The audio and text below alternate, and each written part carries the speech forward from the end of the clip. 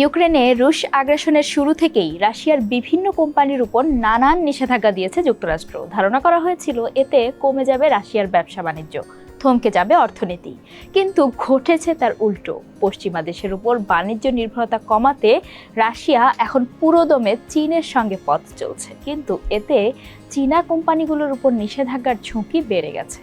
ফলে তারা রাশিয়ার সঙ্গে সরাসরি আমদানি রপ্তানি না করতে বিকল্প পথে অনলাইনে কিংবা থার্ড পার্টির মাধ্যমে চালিয়ে যাচ্ছে বাণিজ্য। আর লেনদেন চলছে সীমান্ত মুদ্রা বিনিময়কারী কিংবা ক্রিপ্টোকারেন্সির মাধ্যমে। কিভাবে?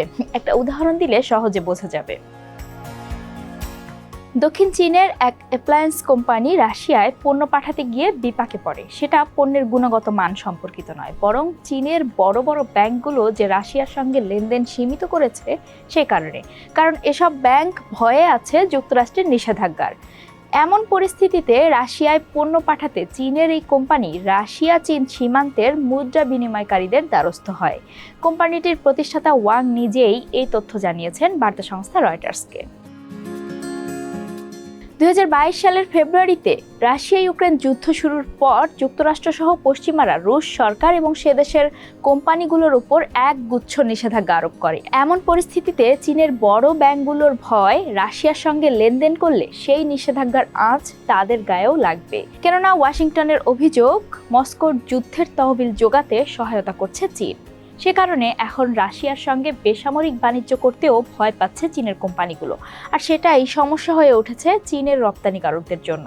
ফলে চীনের বড় ব্যাংকগুলো রাশিয়ার সঙ্গে লেনদেনে আগ্রহী না হওয়ায় চীনের রপ্তানিকারকরা ছোট ব্যাংক ও এমনকি অবৈধ মাধ্যমেও অর্থ লেনদেনে বাধ্য হচ্ছে। যেমন অবৈধ মুদ্রা বিনিময়কারী ও নিষিদ্ধ ক্রিপ্টোকারেন্সি ব্যবহারেও বাধ্য হচ্ছে তারা। এই বিষয়ে ওয়াং জানান, আনুষ্ঠানিক মাধ্যমে যথাযথভাবে ব্যবসা করা যায় না। বড় ব্যাংকগুলো এখন অর্থ পরিশোধ করতে 1 মাসেরও বেশি সময় নিচ্ছে। এ কারণে রপ্তানিকারকরা অবৈধ পথে লেনদেন করতে বাধ্য হচ্ছেন। চীনের দক্ষিণ পশ্চিমাঞ্চলের একটি বাণিজ্য সংগঠন বলছে, পরিস্থিতি যেদিকে যাচ্ছে তাতে রাশিয়া ও চীনের মধ্যে এই ধরনের গোপন লেনদেন আরও বাড়বে। কিন্তু এই পদ্ধতিতে লেনদেনের রয়েছে বড় ঝুঁকিও।